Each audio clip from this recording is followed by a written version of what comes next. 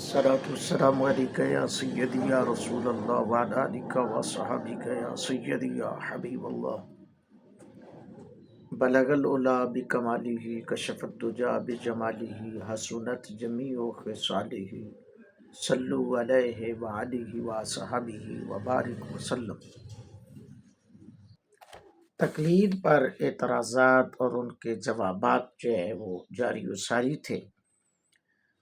ایک بڑی عجیب و غریب قسم کی بات کی جاتی ہے، اعتراض کیا جاتا ہے کہ بعض لوگ یہ کہتے ہیں کہ تم کہتے ہو کہ چاروں مذہب حق ہیں. یہ کس طرح ہو سکتا ہے؟ حق تو صرف ایک ہی ہوتا ہے اور ایک ہی ہوگا.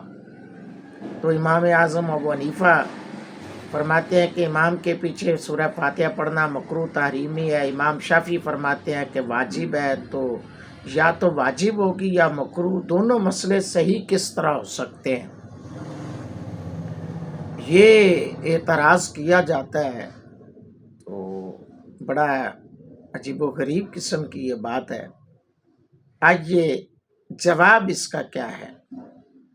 غیر مقلدین جو ہے نا وہ بندے کو کہیں نہ کہیں بہلانے پھسلانے کی باتیں کرتے ہیں، اور ہمارے مقلد جو ہے نا وہ ادھر ادھر کی باتوں میں آ کر پھنس جاتے ہیں.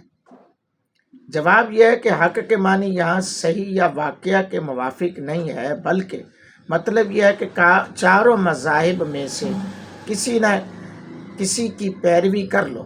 خدا کے یہاں پکڑ نہ ہوگی، کیونکہ مجتہد کی خطا بھی معاف ہے. مجتہد کی خطا بھی معاف ہے. امیر معاویہ اور حضرت مولا علی پاک رضی اللہ تعالیٰ عنہ، اسی طرح حضرت ام عائشہ صدیقہ رضی اللہ تعالیٰ عنہ اور حضرت علی المرتضیٰ کرم اللہ وجہ الکریم میں جنگ بھی ہوئی، اور حق پر ایک ہی صاحب تھے، مگر دونوں کو حق پر کہا جاتا ہے. یعنی کسی کی پکڑ عند اللہ نہیں ہوگی.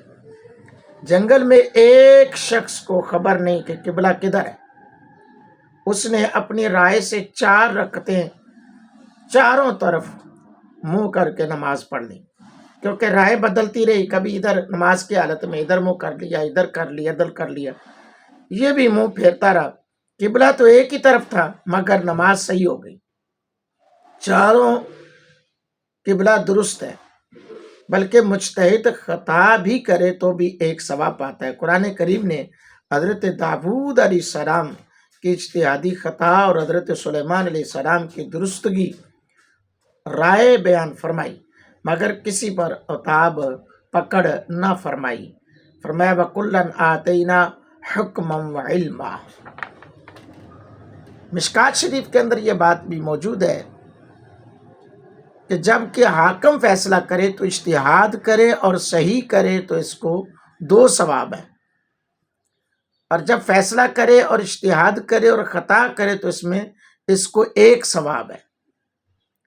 اس سے یہ اعتراض بھی اٹھ گیا کہ اگر شافعی رفع یدین کرے تو ٹھیک ہے، اور اگر غیر مقلد کرے تو جرم، کیونکہ شافعی حاکم شرع مجتہد سے فیصلہ کرا کر رفع یدین کر رہا ہے، اور اگر غلطی کرتا ہے تو بھی معاف ہے.